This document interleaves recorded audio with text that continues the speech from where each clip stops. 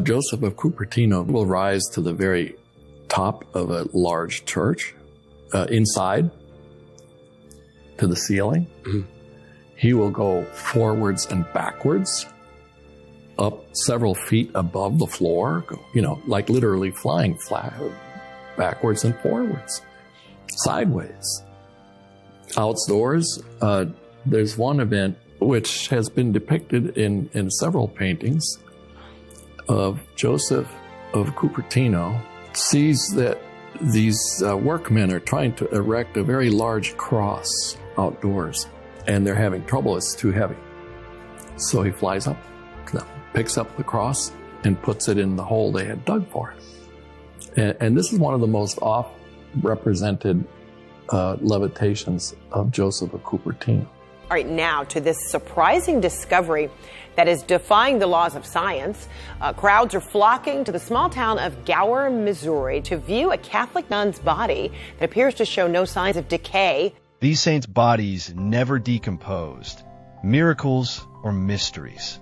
St. Vincent de Paul served the poor all his life. Yet, after death, his heart and bones remained perfectly preserved for 350 years. In Lebanon, St. Charbel Maclauf's tomb leaked mysterious oil while his body stayed miraculously flexible for decades.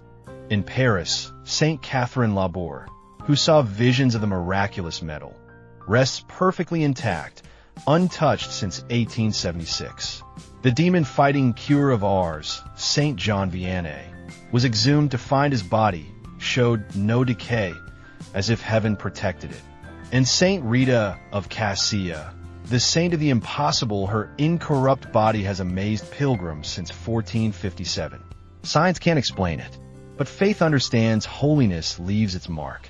Do you believe these miracles? Sometimes St. Teresa of Avila would get carried away in prayer. She'd begin to levitate, and she was really embarrassed when this would happen when there were guests at the liturgy. And so she would tell her sisters, if I start to get carried away in prayer, please hold me down. Another saint who levitated was her good friend, St. John of the Cross. And once, St. Teresa of Avila and St. John of the Cross levitated together. It was when St. John of the Cross was visiting St. Teresa of Avila's convent. And Father Bruno writes about this in his book on St. John of the Cross.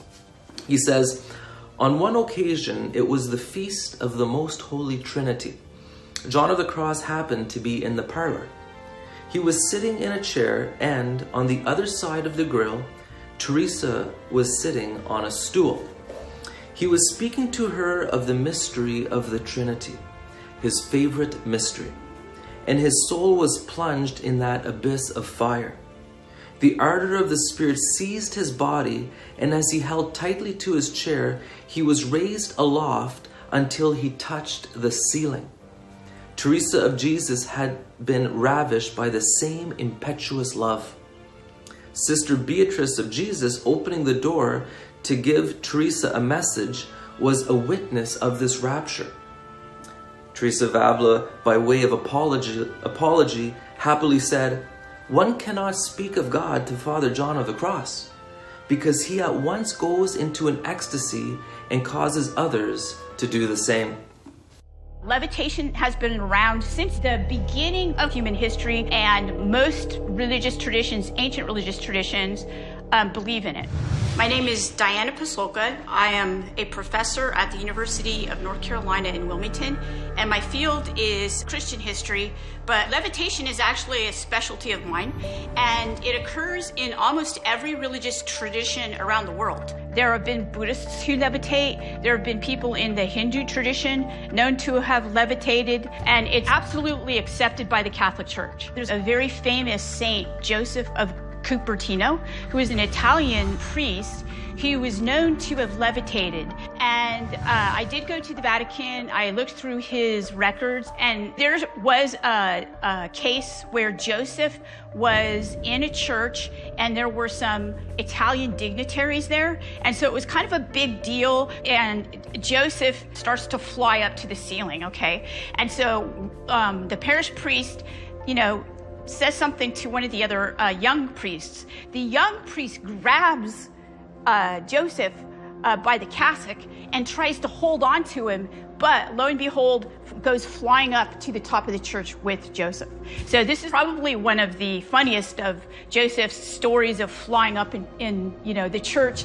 Joseph became a saint by a man who was the first Enlightenment rationalist pope, Prospero Lambertini, and he was incredibly intelligent and rational. He didn't believe in Joseph's levitation at all, and actually he was in the canonization process. He was actually the devil's advocate, but he saw so much evidence, and he saw so many people who swore they saw him levitate that he eventually canonized, made Joseph a saint.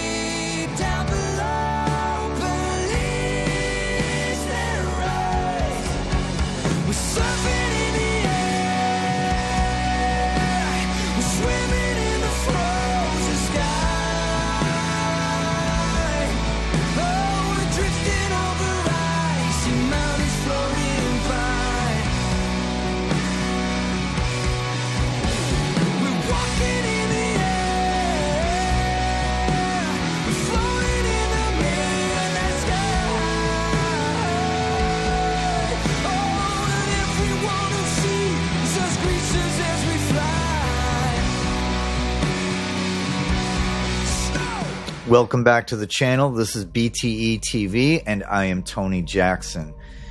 Have you ever heard of the word hagiography? Well, if you've been following my channel, then you probably have. Hagiography is the study and writings of the saints. Well, finally, I have something very special for all those watching this. On January 18th of 2026, I had the pleasure of speaking with one of the most brilliant and gifted researchers of this topic that I have ever met. I first saw him on another YouTube channel, and I was just so impressed with the amount of research he had done. I knew I had to follow his research and connect with him because I was always fascinated with the subject of these resurrected saints that reign with Christ and the miracles they performed. That was over 10 months ago, and I've been trying to track him down ever since. His name is Adam, and I was finally blessed with the opportunity to speak to him when Grady, another Christian brother, connected me with him through my channel. So Grady, Adam, and myself jumped on a Zoom meeting, and we talked for over 3 hours.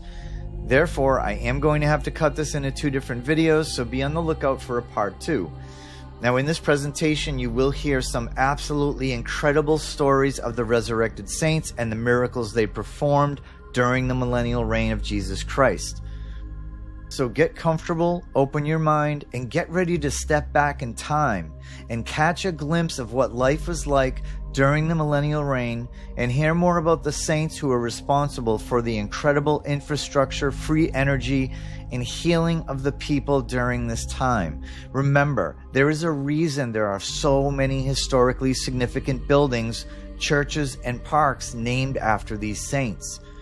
Now, if you're ready to hear some of the most amazing and historically significant information of all time, let's begin.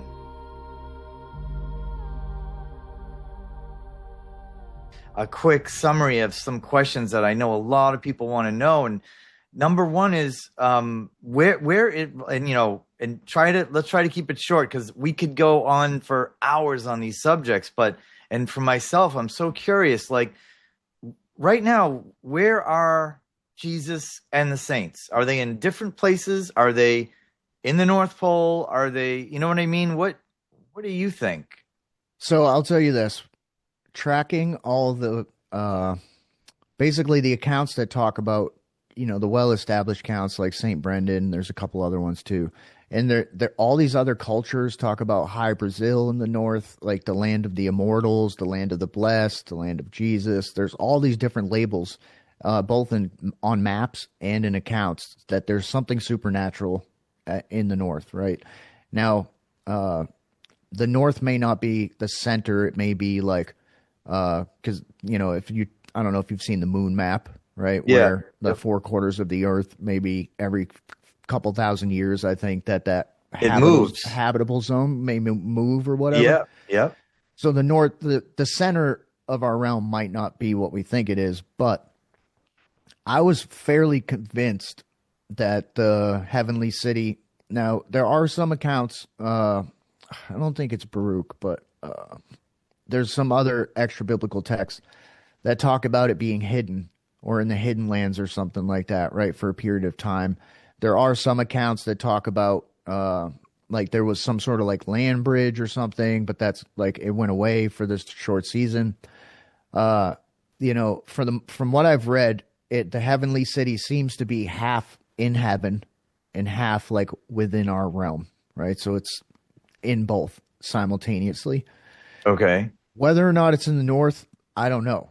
But I do know that the people that attacked me the most were very hardcore about it being in the north, which made me very suspicious about it being in the north. Now, it could be like, there may be like playing mind games or was it reverse psychology or something. But that made me question it too. But I don't know for certain. But, and is the this north would be the most logical place to have an army that numbers somewhere up north. Because you've got the Great Wall of China, and now they just found an extension of that wall in Siberia. I think that was a road for the pilgrimage to take place. So I do think it is also somewhere up north. Go ahead, Grady. Yeah, like any writings about the Terra di Jesu in the hagiographies? Good question. I've only seen that on the maps. I haven't seen like I said, there are like other accounts like from other cultures and stuff that talk about this. It's called the land of immortals, the land of the blessed, the land of the eternal ones, all kinds of random terms. I got a post, I can send it to you on X or whatever with a bunch of that stuff. But like the voyage of Saint Brendan is probably the most, like, that's a full book. You can look it up on it's for free on National Archives. But he basically takes like 60, 70 monks or something like that, and they sail from Ireland, a whole bunch of supernatural stuff. There's orbs, like they land on the some giant whale's back or a creature's back, and they go to North America, and then they go on to the land of the blessed in the north. And there's other accounts of saints too that talk about the land of the north, or the land of the blessed or whatever. But in terms of like how the saints are ruling or where they're at, it seems like maybe like we can still, because like the saints have been painted in such a negative light because of the Catholic Church, right? Because they have made it about saint worship. They've made it about idol worship. And like I said, a lot of these saints would be like, don't worship me, right? Worship the Father, right? But at the same time, they would ask Christ or the Father, be like, if anybody comes to my shrine or my grave or my reliquary or whatever it is, wherever they're, because there's just shrines everywhere. The Crusades destroyed almost the entirety of the Holy Land. There were shrines everywhere, and they claimed it was for like a holy cause to get rid of idols. But it seems like the Muslims, the flying squirrels, and the Christians were all worshiping at the same shrines. And, I think I told you guys that one of the craziest thing is Enoch and Elijah had the most shrines, the most pilgrimages. They have the most accounts, the most medallions, like inscriptions, you name it. Even over Mary, there are more references and evidence connected to Enoch and Elijah than there are to Mary, if that gives you an idea. Yeah. Oh. And they were all going to these things simultaneously. So I don't think it was three separate faiths. I think the Christian faith was much more colorful than we understand it today, right? Yeah. It wasn't like so like clear cut like we, think it should be today. I think there was a lot of different colors of it. But yeah, so I'm pretty sure they were the two witnesses, which would make sense, right? Because Revelation says the whole world would see them. That's so if right. the whole world saw them, who do you think is going to have the most shrines and the most be in the forefront of all these people's pilgrimage routes, right? They're going to want to go see the people that, witness to the whole world, right? Which would make sense. Even all these illuminated manuscripts, like that was another thing. I don't want to keep running too far, but I think that Christ and the saints could be at like in the New Jerusalem, the heavenly city. But according to these accounts, they show up in their glorified bodies. Sometimes they show up in two places. There's accounts where they're in two totally geographic regions, where there's accounts of them at exactly the same time. Or they could like go into this state of prayer in one place and go someplace else. Yeah. And there's a whole section in my spreadsheet called by location, I think it's called, or by something like that. But yeah. And there's portals. Okay. There's portals. Yeah, I was going to say portals. That could be a plausible scenario that how they, like, we can't get to them right now, I guess, right? Like if we decided we want to go find Jesus right now, we can't just get on a boat. Maybe go up to maybe the North we've been Pole. Lied to. Maybe we can. Maybe right. Like that's what I thought. I know that some people push back. Same. No, I've had that thought too, Adam. Like seriously. I thought about get all of us buying like with Madeline. Like Madeline, trying to that was what I was doing when I really thought God maybe would give us like the Spirit would lead us to be able to find the camp of saints. I don't think they'll let us go there. Yeah, I think you're right. Also, maybe that's right too. Another question, Adam, that I know a lot of people are curious about in these hagiography documents, does it actually say that they were going around building infrastructure? I know I read some that said they were. The ones that are true, does it say that the saints or with Jesus's help, or I don't know how they did it, but there's a lot of archangel help.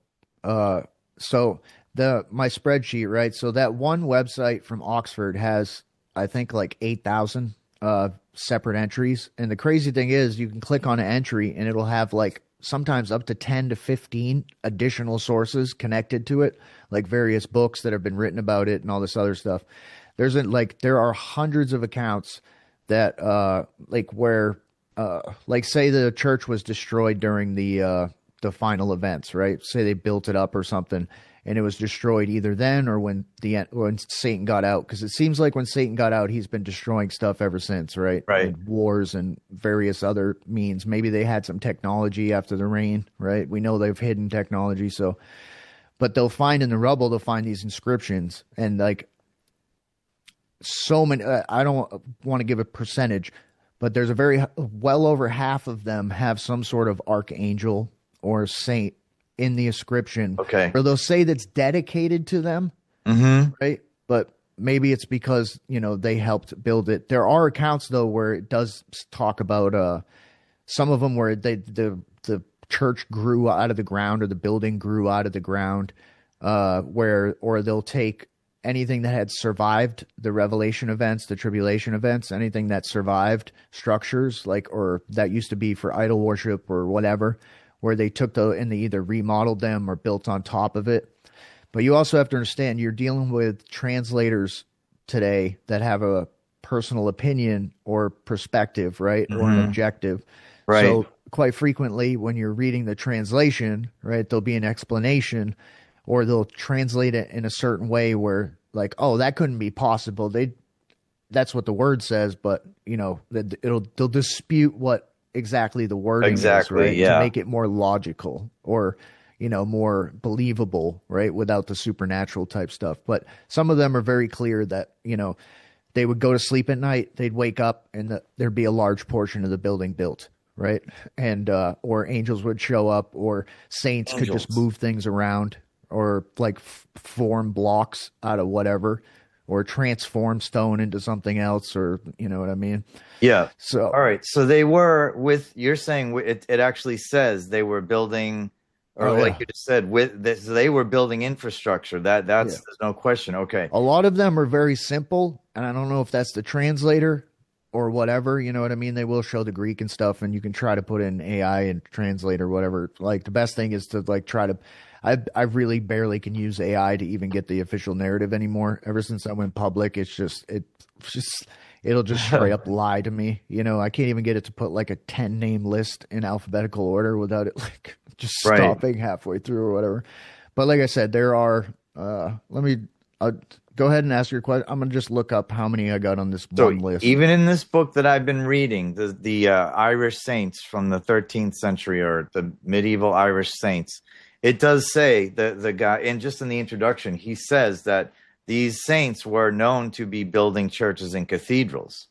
And this guy is not coming at it from a supernatural point of view. He's strictly just reading the facts of the few documents that the Jesuit priest didn't destroy or, hide. So there's 1,300 accounts connected to construction on my spreadsheet. Wow. Just on that one tab. And that's just two that's Oxford and Dumbarton Oaks, which is just two places. Wow. Yeah, this book was at the Oxford in the Oxford Library. Now, also the music, the classical music. I have a theory that Beethoven, Bach, all those guys are just Chopin. They're all just made up names, and it was either the saints or angels that were actually. Is that true? Is there any? So you asked me.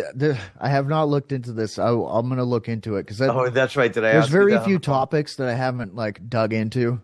Like I haven't heard, and that's for me. Okay, I have not looked into that. We'll put this. I have looked into the organs though. The organs, that right there, because that's the first thing I think of when you bring up the music. Those organs are supernatural. And I don't know if you've seen these things, and 80 feet high, right? They're insane. Yeah, they're massive. The what is it called? The mechanics and the dynamics of all all that stuff behind those organs. Some of them are just so insane. So that makes sense that there would be some music, right, being played, right? And we know, most of us know now, the power of frequency. Yes. Right? How we've been lied to about frequency and how powerful it is and how healing it can be. Certain frequencies can just heal stuff, grow teeth, like whatever it may be, which makes sense because if everything was spoke into existence, right, and everything is still vibrating with, like, that's one of the things that's crazy to me. Everything is still vibrating today from the initial, like, anything that's solid is at a molecular level is vibrating still with the echoes of the creator's voice. Right? Yeah. Because he spoke everything to existence.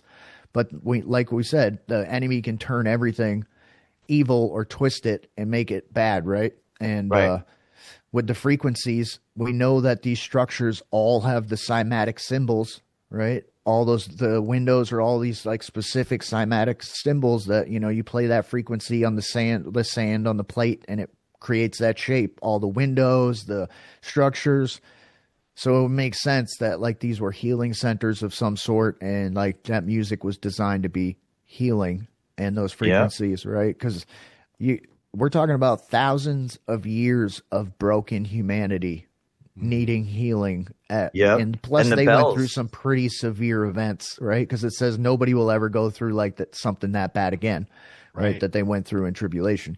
And so I can imagine, there needed to be some healing, right? And so that's a very interesting topic. I'm gonna we can talk about that next time. And the bells, the church bells, we know they say they drive away demons, or they make reptilians expose themselves for what they really are, and that's why they've taken them all down. Michelangelo, was that the Archangel Michael? Because a lot of people are saying that was the Archangel Michael that did all those creations. Have you heard that? Is there any talk of that in the documents? I have not looked into that specifically, but I mean, Michael is connected to so many accounts, so many martyrdom accounts. He shows up to help whoever's being martyred, to protect them, right? Or they try to kill him and they can't kill him, right? And over and over and over again, or they'll show up and they'll take whatever the pain is, that like, they'll pour like molten metal on them, or whatever it is, that put them in the fire, try to smoke them or put them on the grill or whatever it is, and the angel will show up and take the take the pain from, like, keep them supernaturally from experiencing the pain and stuff. Yeah. Yeah. And he's involved with so many buildings of the structures. So I can only imagine that he's probably involved with the artwork too. I got a video in the works right now. It's like 22 minutes or something. And it's just, they're pictures from 1890 to 1900. So that decade. And it's all Russia, Ukraine, Poland. And it just, there's just saints painted all over the structures, giant murals and ether tech all over the buildings. And then you see this crazy chintzy log building right next to it. So you can see the dynamic of like what we build versus like what we found.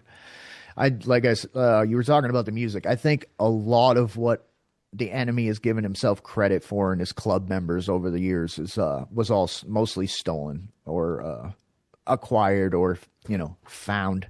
Yeah. Right. A few more questions. Dragons. Yeah. Oh, yes. There are accounts of dragons tons. in those hagiography documents, right? Yeah, I've actually pulled up a few here if you want to hear a couple. Yeah. I read you that one there. I don't know if you want me to read it again. Yeah. Let's see. And while you're pulling that up, any accounts of the camp of the saints in the holy city? Like, there's a ton of two them. Different locations. So on the location, I don't know if I can give you a pinpoint a location other than like the voyages during the rain period. Did anybody ever say anything about the camp of the saints? So many of the martyrdom accounts, many of these martyrs, like right before they were finally martyred, they were taken up by angels, or another saint would come, like a saint that had already been martyred would come get them, and then they would take a trip, right? Like, you're about to go through this final suffering, but this is where you're going to come. And there's tons of accounts that talk about the heavenly city, the mansions. Yeah, the heavenly city. And Paul said, will forever be with Jesus. And so I think the camp of the saints, and it says, like the Peshitta, which is the Aramaic original text, says the city of the camp of the saints and the holy city. Like they're two different locations. Two separate places. Two separate places. And so I think because the resurrected saints, and I think they're with Jesus in the holy city. Now, maybe the camp of the saints could be like one final, journey away after Satan's loose. They get away and they're like outside the city or something. That's possible. So which is the one that's going to be surrounded by both of them, the armies of Satan? Both the heavenly city and the camp of the saints. He surrounds them. And in my vision, that we had so much authority over Satan when we got a double portion of the Spirit, and authority over like Nephilim and stuff that were outside the gates, and two huge angels behind me. It was like we are such a threat to Satan that he surrounded our camp. Wow. It reminds me of that scene in Lord of the Rings. Mm-hmm. I think it was Return of the King. They're in the White Castle, and all the trolls and the orcs are all coming to, That's right. It paints that they were painting a picture. Those Lord of the Rings books were totally based on everything we're talking about right now, right? That's right. Do you agree with that, Adam? Have you? Yeah, I think everything in Hollywood, all that stuff's based on our actual history. I think none of that stuff is original. I think they stole all that stuff from our actual history. Yeah. Okay, you got some hagiography for us? So I got this. So it seems like many of the large cities had dragons, and that people were like, offering sacrifices to these dragons. So this one is wow, Sylvester, Bishop of Rome. It says the date is like 336, but then it says possibly 675, 686. But like I said, the dating on these things, you got to really take that with a grain of salt, because a lot of times they'll date it based on somebody that's in it, right? So if that person from history's been misplaced in the first place, like if they put that person if they misdated that person in the official narrative, then the account's going to be misdated as well. So this one's about a dragon in Rome. It says Sylvester, who took up the office at the pontifical see of Rome was renowned for the famous signs of his miracles throughout all of the provinces of Europe. In the parishes of blossoming Italy, which is bounded by the icy passes of the Alps with the sheer cliffs of rocks. Since indeed relying on the uncontaminated chastity of the body endowed with the I don't even know how to say that word, of continual abstinence, basically, virgin.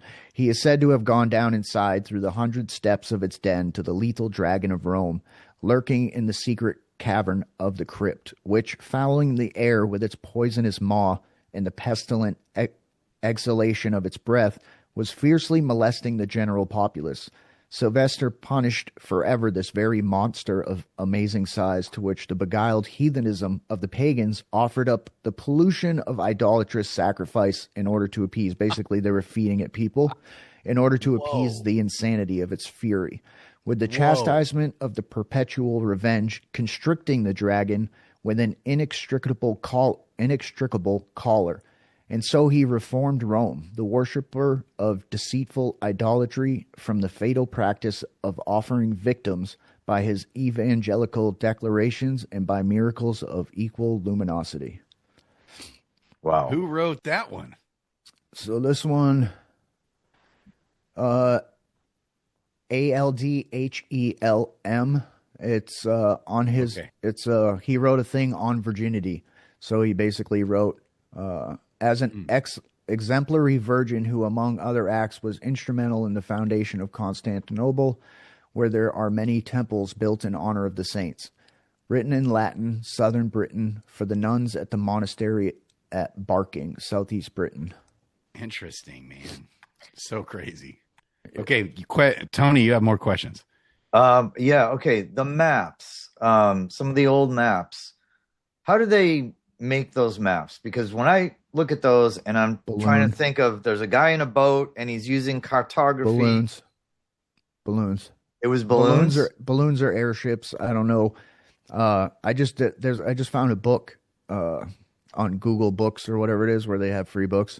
And it's about the history of airships, and it talks about going all the way back to like the 1500s. Yep. That people were there's all this balloon technology, like they were using hydrogen, like they had fuel cells and electric motors and like all kinds of crazy stuff, like ether-based technologies and stuff like that. But I didn't realize this until I knew they were using balloons in like World War I, like quite significantly. But if you watch a World War I movie, you're never going to see airships. But if you read the history, like airships targeted civilian structure. This is part of official like airship history. If you dig into it, all the accounts say that the military targets were a very small percentage of what these airships were bombing. They were basically just bombing civilian structures, like evidence of the rain. But it's not just World War I. They were using these in wars in the 1800s, in the 1700s. They were using balloons for scouting and everything else, and I actually, it clicked with me because I've been doing all this map research.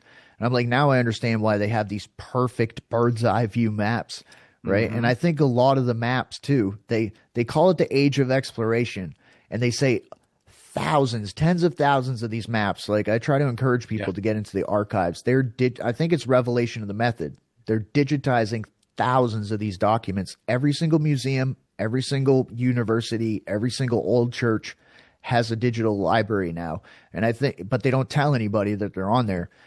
But I always wondered, like, how did they get such a perfect bird's eye view of these cities, right? I mean, you can go down and measure things and kind of draw a scale, but like they're so perfect. It's impossible. There's no way with the coastlines and everything else. There's just no way to get it that perfect unless you're putting people up in a balloon, if it's not a powered balloon, right? You just put somebody up on a balloon, right? And you can see everything so perfectly clearly.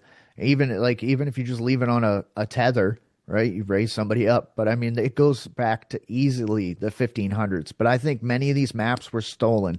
I think many were made during the Reign era, right? And I think that they called it the Age of Exploration, and they just redated the maps, like they redated structures and they redated everything else. So as they're building infrastructure, they're also mapping everything out, right? Is that the Yeah. saints are?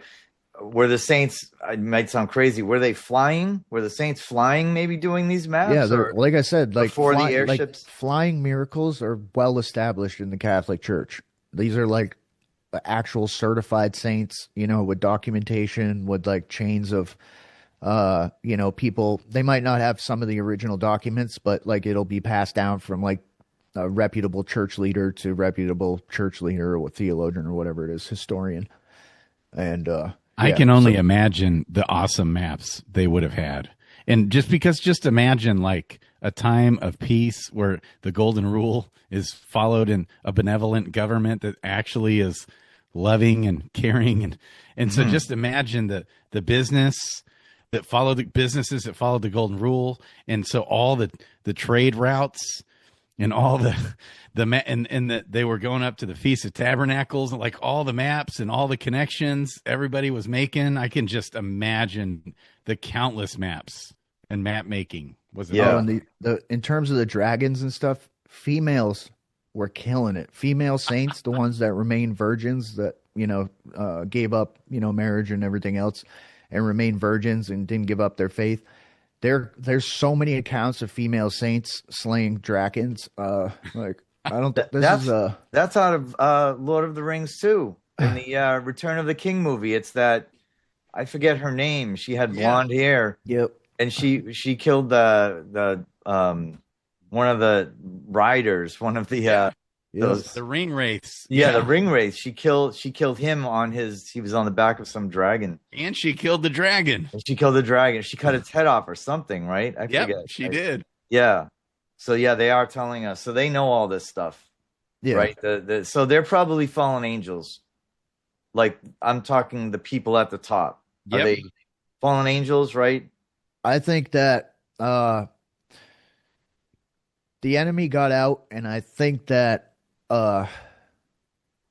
some of his cohorts got out as well, right? And if they didn't, like maybe they, like I don't know if they were subdued as well, but it seems like he has a team, right? And even like with the technology, right? So they can create some sort of creature, and they can embody it with a spirit, right? They can, like, even if it is a wandering spirit, right? They can embody it. But there's an account, the Apocalypse of Elijah, I think it says that at some time in the future that the enemy would basically present as like a man, right? Or present as like, you know, basically like how we have our controllers today, right? Where like they, are said to be shapeshifters, right? And they can, they're lizard people or whatever they call it, but it could be angels presenting as,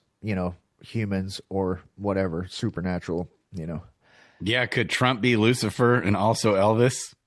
I think there's a lot of people saying he's the Antichrist, which, if you believe scripture already happened, then.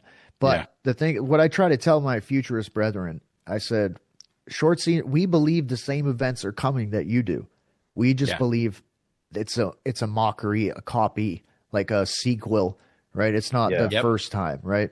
So we believe the same things are going to come. People are going to suffer and people are going to pass away, right? And because they need to sell it. Because quite frequently, psyops and false flags involve real death, right? It's not, sometimes there's no death, but a lot of times there's real death and real suffering, even if the story they tell us. There's another one in Paris. It says, this is Marcellus. This one is from 4th, 5th century. Like in the 500s, northern Gaul, probably Paris. The life of Marcellus. This is a literary hagiographical lives, and I mean there's like 100 things. There's probably 200 miracles on here. Let's see here. Wow. A most monstrous serpent began to go there in order to consume her corpse, and to make myself clearer, the dragon itself became the sepulchre of the woman whose limbs this beast devoured. Thus this snakish undertaker denied her happy obsequy. I don't know how to say that. For after death, her corpse was not permitted to rest. And then it says, then blessed Marcellus, thrice striking its head with his staff and putting his stole round the neck of the serpent, led it in triumph before the eyes of the citizens. Thus, alone in the spiritual theater, with the people watching, he fought with the dragon. The relieved people rushed to the bishop, wishing to view his captured enemy. And then it says, let's see. If rewards are conferred by the deeds of holy men, Gaul should wonder at Marcellus, Rome, at Sylvester, Bishop of Rome, their actions differing only in this. The latter sealed up the dragon, the former cast one out. But who is able to capture in words and express in speech, through his individual miracles, how much he did and how much he kept hidden, when they are written, which will shine on the people from his witness. Wow. Like I said, they did a lot of miracles, and like quite frequently they're like, don't tell anybody I did this until after I die, so you don't build up my ego or people don't worship me. Yeah. Exactly like what the Catholic Church does, right? Right. They took credit, like the Jesuits took these and like tried to get themselves credit, tried to get money and donation things or whatever it's called. And the Jesuits, and we know that the Jesuits and the Gnostics and the Masons, they try to get anything of miracles out. I mean, it was like clear, it's documented. And so there was an attack on this big time. So Tony, I'm loving your questions. You have more questions? You're asking good, because wasn't there some good, wasn't there like an account of like a sea monster protecting Jesus? Mm-hmm. Well, there in the Voyage of St. Brendan, there's the beast that basically gives them a place that there's no place to set anchor or to land, I guess, for Easter. So basically the creator basically has this creature come up, and they're able to have Easter dinner or whatever on the back of this creature. Like it turns like this beast from the deep comes up, and they're able to like park the ship and get out and like enjoy the Easter. Here's this is one of my favorite ones. It's one sentence from the account. It's from around the 6th. So if these are accurately dated, like 600, right? So it could be 300 to 400 years earlier, right?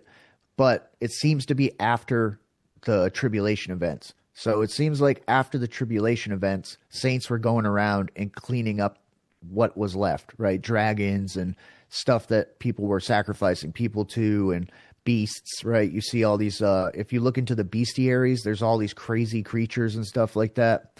They'll claim it's fantasy or whatever, but it's like, there's just too many of them. But this is just you'll understand why it's kind of cool. In his times, Bishop Donatus of Epirus is considered outstanding for his virtues. Spitting in its mouth, he killed a mighty dragon, which a team of 8 oxen was scarcely able to drag to the place of burning, lest its rottenness polluted the air. Dang. So that's that's not talking about a lizard, right? Yeah, that's right. 8 oxen. But there was some good ones, some good dragons, or that protected Jesus, or no? Were they all bad? Well, I know for a fact there's accounts with like various animals and creatures protecting saints. There's one female saint that like lives in the woods, like away from.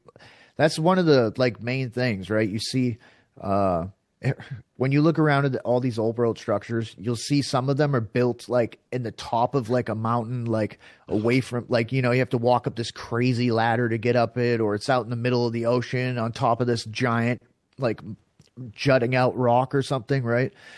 Like if I was living if I was one of those saints, that's probably, I wouldn't be in the city in the giant cathedral. I'd be on like the giant peak, where you have to climb 1,000 stairs to get to the top of it or whatever.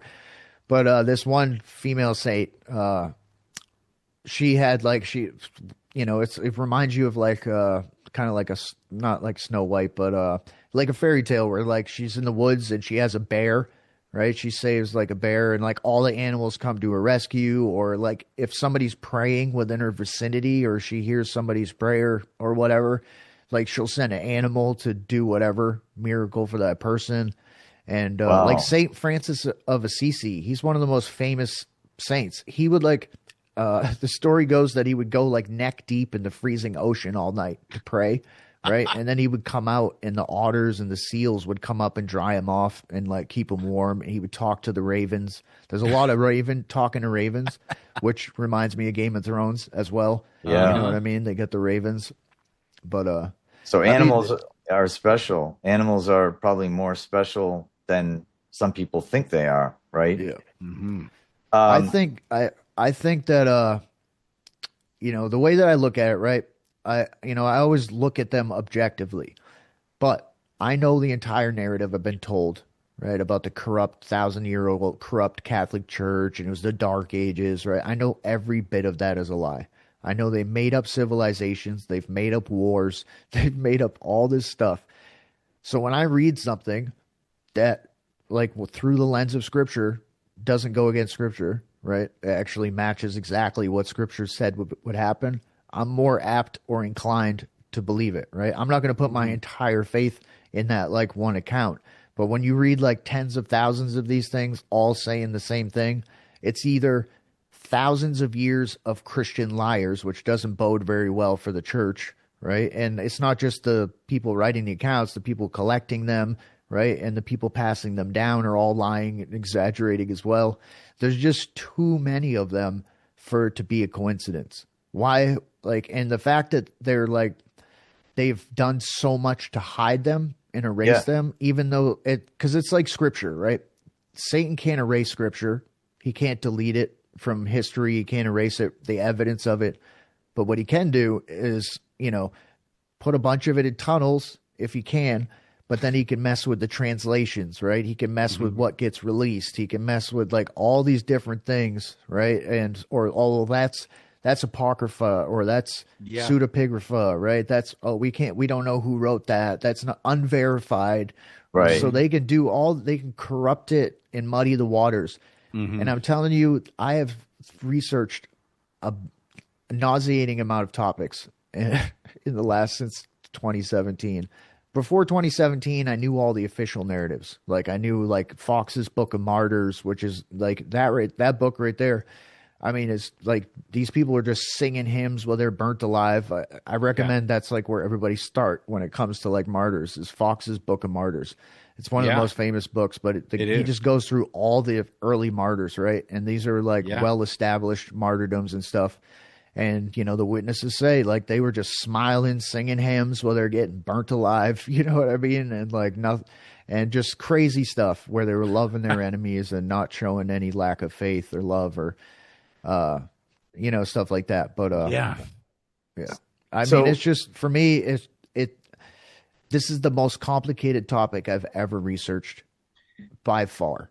And I mean, the dating is so complicated, right? Because we know the timeline's messed up. We know they misdate them. Then you got to deal with the translator and their biases, right? And then, but I mean, the fact of the matter is there's just the sheer volume of these things is so utterly ridiculous. And it's like, why? I mean, I know why, right? The Protestant church is built on pride. The American church is built on pride. Satan, right? He tells this backstory, right? And it's all lies, right? The backstories are lies. So Protestants feel this pride over Catholics, right? We're superior to Catholics and Orthodox, right? We saved the church. We saved the word. And that's another thing. I'll wrap it up. The whole thing about getting the word into the people's language, like in the Reformation, we took it. Maybe Satan, when he first usurped the church, like started to hoard the word and hide the word, put it in tunnels, right? They burnt massive amounts of libraries, right? Destroyed tons. But if you look during the 1,000-year reign, there are these manuscripts, and the covers of them are insane. They're like bedazzled, and they're 3-dimensional, intricate, like gold, like all these. They're insane. The covers to these scriptures, and then the drawings inside are insane, like just beautiful. They're called illuminated manuscripts. You can look those up too. They're digitizing tons of them. But if you look during the 1,000-year reign, there's Latin, Greek, Syriac, Coptic, Old English, Middle English, Old French. So there's scriptures written in all these different languages. So the whole like, oh, well, we got the scriptures into the man's language. Maybe they did after he usurped it, right? I can buy that.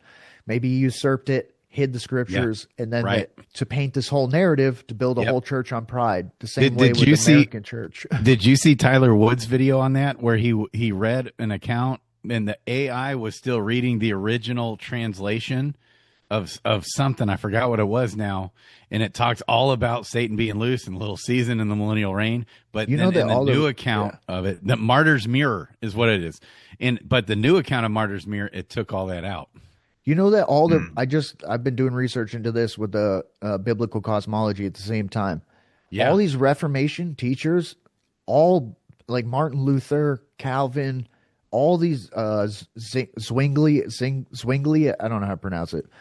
He was martyred, I'm pretty sure. There's a few other ones, like a Czech guy, I forget his name, but I can't remember.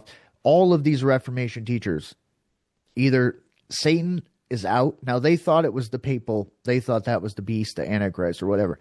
But they all agreed evil was out or about to be out. All of them agreed on that. Like, and I'm like, well, how does this get erased from? Like, you try to bring it up to a Christian today, and they're like, oh my goodness, there's no possible way. I'm like, well, this is what they believed back then, but somehow it got erased from our memory, the same way they believed in biblical cosmology, and it got erased from our memory. Yep. You know. Adam, do you believe that Tartaria was the cover-up for the Millennial Kingdom? Did they put that out there? And I do think that's a cover story to basically muddy the waters on the Millennial Reign. Yeah, because everyone's looking at watching these Tartarian videos that don't mention anything about saints being part of that, right? Yeah. They just say there was some advanced civilization and they were aliens or giants or whatever. So yeah. Now there's a lot of evidence out there. I've found hundreds of maps with Tartaria on it, different maps, old maps. There's tons and tons of writings. Maybe it was called Tartaria during that period of time. Maybe we know they've made up tons. They made up tons, and they've basically invented centuries in civilizations that never existed. There's no evidence other than the writings that they basically copied. They took old events, rewrote the events, changed the names or locations and stuff. So if they're capable of making up complete centuries and civilizations, then it's, not beyond, because we know they've had AI for a lot longer than they claim. Oh, yeah. They've had AI. It's like an ancient evil or something. Yeah. So, and Tartaria was a real empire. It just wasn't, it was just like the Russian Empire before it became Russia or something, right? It was just people. It was just regular people. Yeah. So there's two options. Either it was part of the reign, right? Mm-hmm. Some people believe that it could be even older than they claim. Like it could have been something pre-tribulation. It could have been part of that kingdom and it's been misdated for later. Or it could be like when Satan took over, all this infrastructure is built up already. There's gold and riches everywhere, right? Everything. Because they basically built up an entire civilization for us to live in, right? During the short season. And he's done everything. What he hasn't destroyed, he's taken credit for or moved into or usurped in some way. So those are the options, right? It's either part of the reign, it was before the reign, or that was the immediate post-release, whatever, civilization, right? And I guess to wrap up,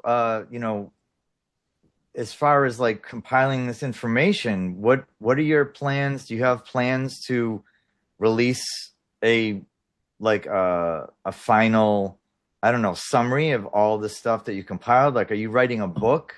Like a summary? Yeah. I have that. I have two things that people can access. Like if you go on my X page, which is at Bueller Dam, so it's at BEULERDAM.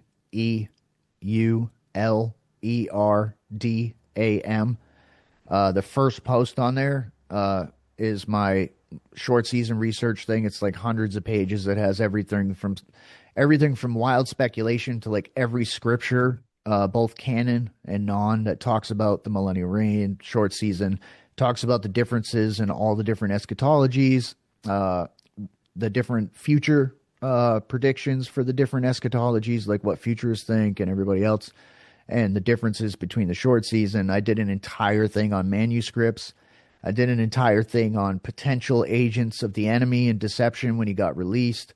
I mean, it's basically any topic you could possibly think about. I did an entire thing on mental health, right? Like before all the insane asylums, before they took all those structures. That's another thing. Like people believe they built a castle for an insane asylum.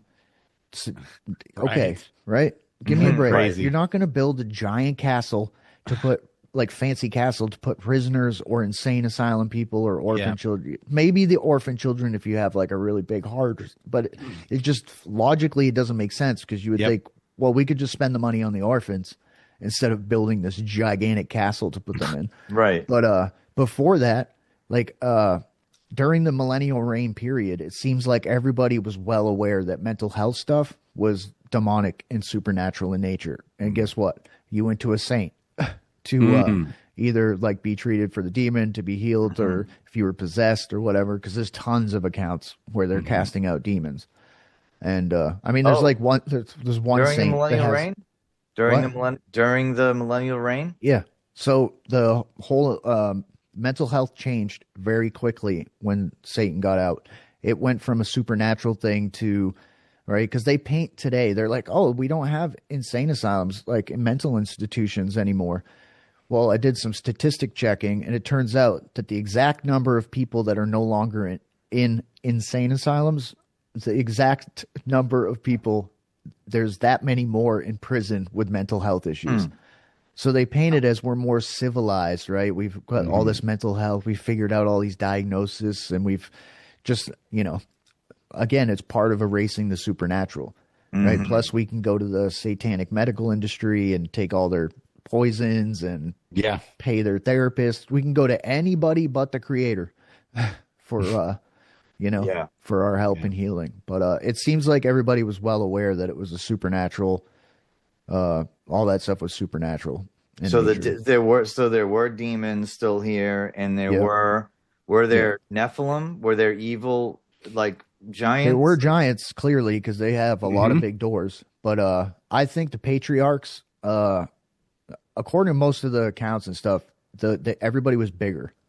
Like the Old Testament people were bigger. Pre-flood were bigger.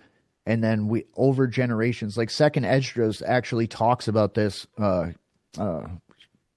a conversation with the Father, and basically there was going to be a generation, our generation, in the far, far future, because they were talking about their generation being smaller than the patriarchs, but then our generation would be even smaller in stature in the future, right? And and if you look at like a lot of the paintings, like the patriarchs seem to have their ministry area seems to be like Russia, Poland, that area, right? That seems to be the geographical region that they were most common in showing up. And a lot of the paintings and depictions show them much larger than everybody else. I sent you that one picture there, like this dilapidated church, and you can see there's a normal sized person, then there's like a bigger person, and then there's an even bigger person than that. You know, that's like 2-3 times the size of a. And who was that big person? Who was that bigger person in that carving? Was that a saint? Was that? Yeah, there was a saint in that picture, and then there was. So I don't remember who the other person was. Are there any photographs, like old black and white photographs, by any chance that of large people? Of the saints, but of the giant, that's what I was saying. I've seen giant pictures, but it's so hard to tell if they're real. You know what I mean? But I mean, you can find thousands of accounts of them finding giant skeletons up to 18, 20 feet tall. Oh, yeah. I mean, it's not just, I mean, thousands of newspaper articles from like the 1800s where they find giants. So there was clearly giant people. I think the saints may have been bigger too. Now, what they'll say is they'll be like, oh, well, they painted them larger because of their piety or their holiness. It was a artistic representation. Oh, yeah, of course. Or they were just bigger. Yeah. Right? Like if the patriarchs, because when he first went down and came out, people resurrected with him right there and then. Like people from the Old Testament. Not everybody, but certain people that lived their lives or were faithful or whatever. I don't know what the conditions exactly were, but some people resurrected with him right then and there.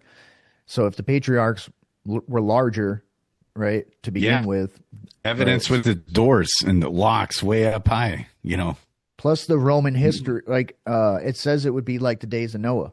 So during the Roman times, there was probably hybrids. There was probably giants. They were probably we know that Rome had technology. They weren't walking around in flip-flops and, bath sheets or bed sheets, you know what I mean, all the time. Because they didn't just build those structures, without some sort of technology. There's ether technology built into, all of that stuff. You know what I mean? So they clearly had, technology that's been hidden from us. They didn't build that stuff with hammer and chisel, just everybody else didn't build it with hammer and chisels. Right. So, I mean, they're very well. And if you look at the Book of Giants, right, before the flood, some of them repented. They still had to suffer from the flood, but they repented.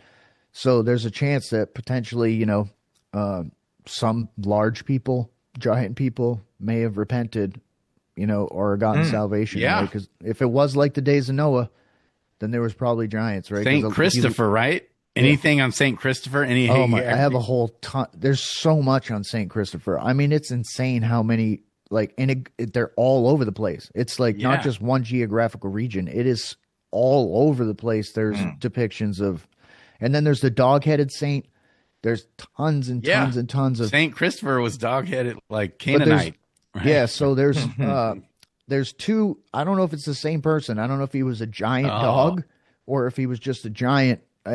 Or if there's two separate people, but there is a giant that is said to have carried Christ as a child. Right. And then there's the dog-headed saint. Then there's Alexander went up against entire regiments of dog-headed men, soldiers. And if you look at all the armor, the helmets and stuff, that they're not designed for a human head. You can clearly see a lot of that armor.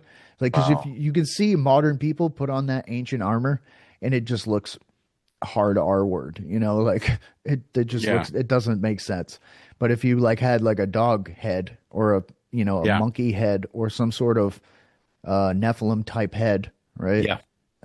They would make more sense.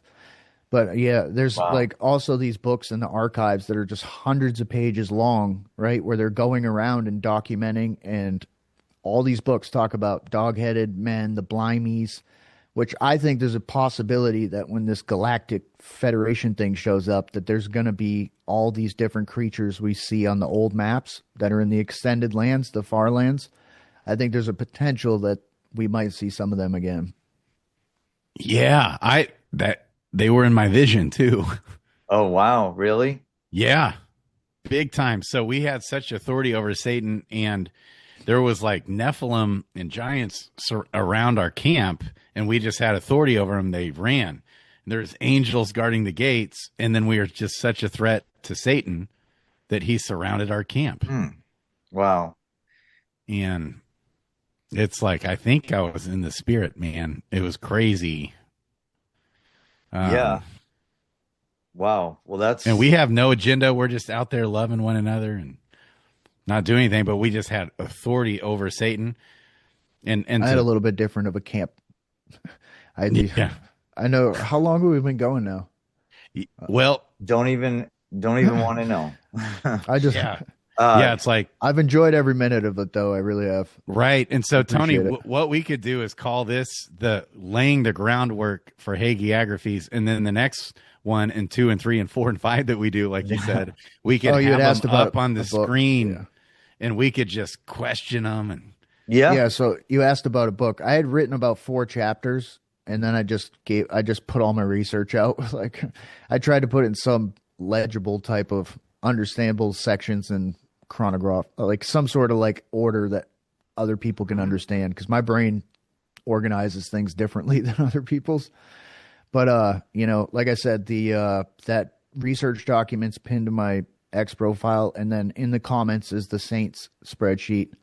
And basically what I've been doing is I just been going from one museum to the next, right? So I find who's been translating these things. They're still, like I said, they're still translating them today. And there's no, that ball and disc place, they've translated 10,000, I think, so far in the last how many ever centuries. Yeah, right. And they said they have like over 500,000 documents in storage. That's one place. And that's like Vatican has 50 plus miles of bookshelves. Right.